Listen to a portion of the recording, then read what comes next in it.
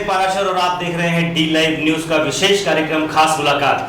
आज इस कार्यक्रम में हमारे साथ हैं पंचायत सहायक संघ डूंगरपुर से दो महानुभाव जिनका संघर्ष बहुत लंबा रहा है और ऐसा लगता है कि अब ये संघर्ष खत्म होने ही वाला है।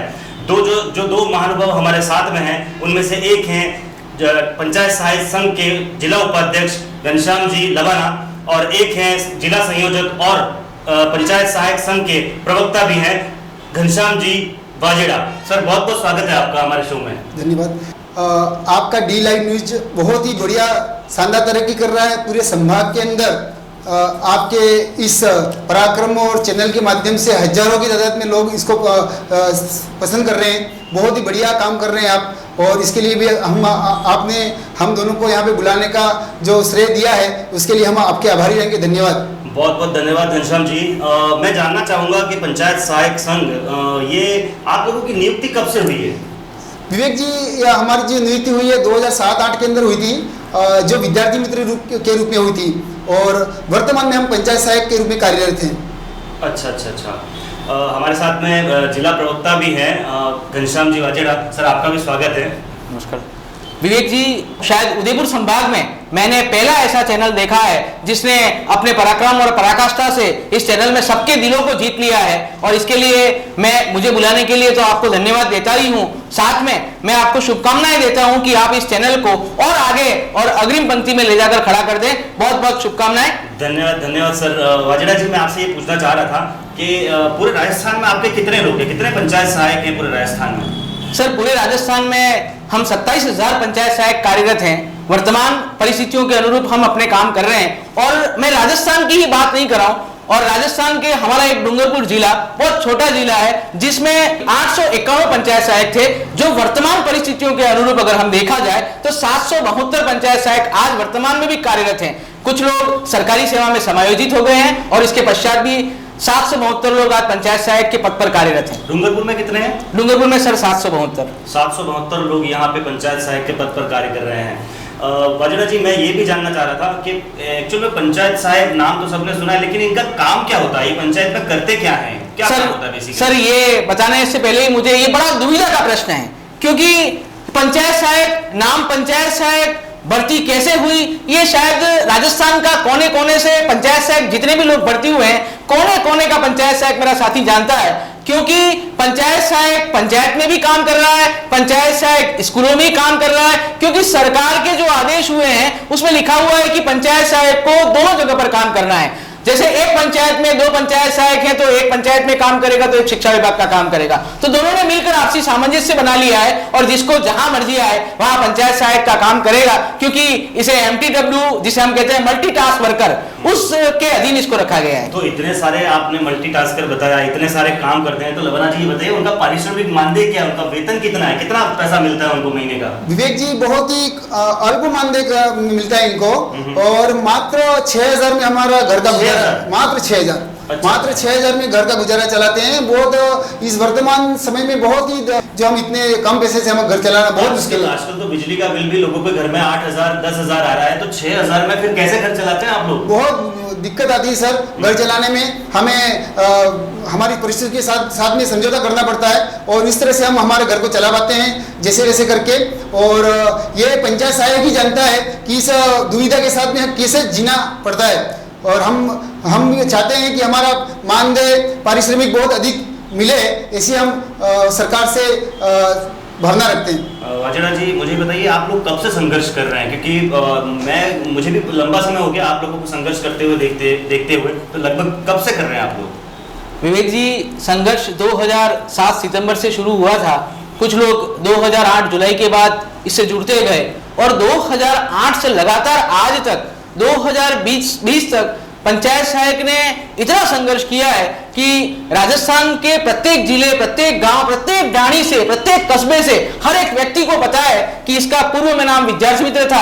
आज अगर आप किसी भी व्यक्ति को पूछ लो कि विद्यार्थी मित्र कौन है तो उसे अच्छे से पता है कि विद्यार्थी मित्र का संघर्ष कितना लंबा है। और राजस्थान का ये इतना बड़ा संघ है जिसने अपने दम पर यहाँ पर 3 भर्तियां निकाली हैं।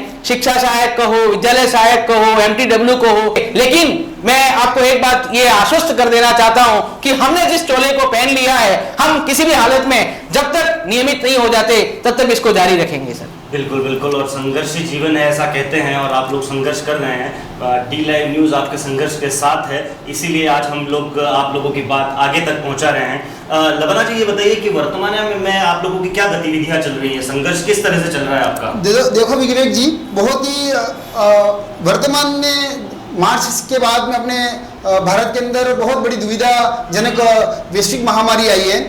उसके चलते हम ज़्यादा तौर पे धरना प्रदर्शन तो नहीं कर सकते हैं, ना ही हड़ताल कर सकते हैं, लेकिन हम डिजिटल क्रांति के माध्यम से ट्विटर अभियान चला रहे हैं, पोस्ट कार्ड अभियान चला रहे हैं, समय समय पर सोशल डिस्टेंस की पालना रखते हुए हम मुख्यमंत्री को ज्ञापन दे रहे हैं, कैबिनेट मंत्रियों को हम ट्वीट कर रहे हैं। रोजाना हमारे 10 से 15 हज़ार ट्वीट होते हैं और आज तक हमारे 60 से 70 लाख ट्वीट हो चुके हैं। महेश जी, विवेक जी, बहुत बहुत बढ़िया बात है, बहुत बड़ी बात भी यही है कि आप पूरी तरह से डिजिटल युग में जी रहे हैं और वहाँ पे भी संघर्ष कर रहे हैं, क्योंकि कोरोना काल चल रहा है और इस काल में हड़ताल करना, धरना प्रदर्शन करना काफ़ी रिस्की हो जाता है, लेकिन आपने एक सही माध्यम चुना है।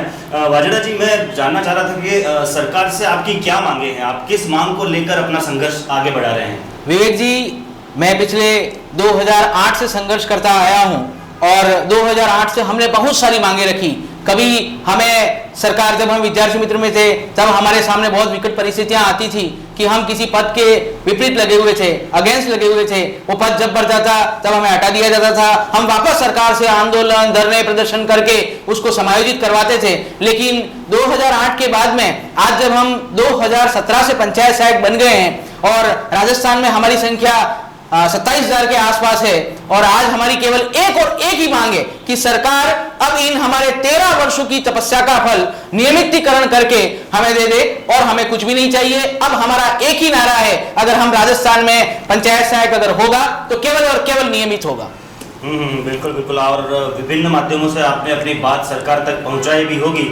तो लबना जी, सरकार ने फिर क्या कहा आपसे? सरकार ने कोई वादे किए उन्होंने कि हाँ आपका काम होगा या नहीं? वादे किए सर जी, विवेक जी, बिल्कुल वादे किए हैं। और अभी 4-5 दिन पहले न्यूज आई है कि बहुत जल्दी सरकार दीपावली के पहले सभी संविदा कर्मियों के, राजस्थान के 1.5 लाख संविदा कर्मियों को तोहफा देने वाली दीपावली का।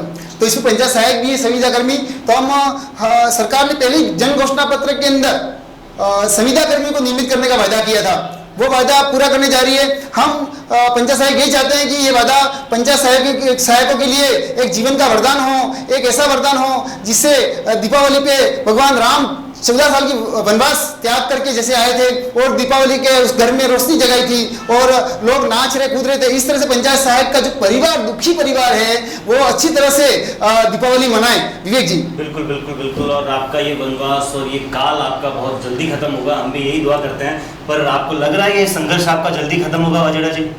सर, मैं आपको बताना चाहता हूं कि राजस्थान सरकार ने जैसे ही, जो भी वर्तमान हमारी कांग्रेस सरकार है, सबसे पहले इसने अपना एक मैनिफेस्टो बनाया था, घोषणा पत्र बनाया था। सरकार ने इस मैनिफेस्टो को अपना वचन पत्र माना था। वचन पत्र का मतलब होता है एक स्टाम्प पेपर जिसकी गारंटी होती है। तो सरकार ने सबसे पहले कहा था ये हमारा मैनिफेस्टो नहीं है, ये हमारे लिए वचन पत्र है। और उस वचन पत्र में संविदा कर्मचारियों के साथ साथ जितने भी संविदा कर्मचारी, विद्यार्थी मित्र, पंचायत सहायक, जो लोग हैं, उन सबको हम नियमित करेंगे। सरकार ने ये हमारे सबके सम्मुख इस वचन पत्र को दिया था।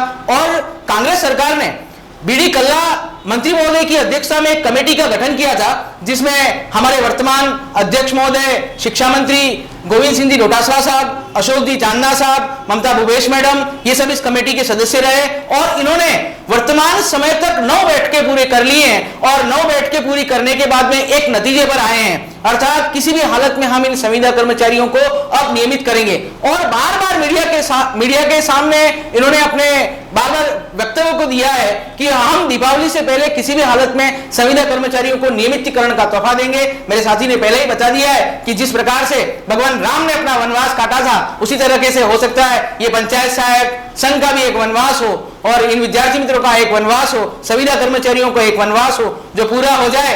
तो कमेटी ने जो अपनी रिपोर्ट अभी मुख्यमंत्री महोदय के सम्मुख प्रस्तुत करने का एक वादा दिया है कि दीपावली से पहले हम इस रिपोर्ट को देंगे। उसके बाद हम आगे की कार्रवाई करेंगे। तो हम तो यही चाहते हैं कि दीपावली से पहले हमें एक नियमितीकरण का तोहफा मिल जाए। बिल्कुल बिल्कुल लबाना जी और वाजेड़ा जी, हम भी यही चाहते हैं कि आपका जो संघर्ष है वो इस दिवाली पे ख़त्म हो जाए और आप भी खुशियों के दीपक जलाएं आपके घर पे। तो बहुत बहुत धन्यवाद आप लोगों का कि आप डी लाइव के स्टूडियो में आए, आपने समय निकाला और अपनी मांगे आपने सरकार के साथ में हालांकि पहले भी रखी थी और आज हमारे माध्यम से आप आगे रख रहे हैं। आप लोगों का बहुत बहुत धन्यवाद। देखते रहिए डी लाइव न्यूज़ और अगर आपने हमारा चैनल सब्सक्राइब नहीं किया है तो ज़रूर डी लाइव न्यूज़ को सब्सक्राइब करें। धन्यवाद।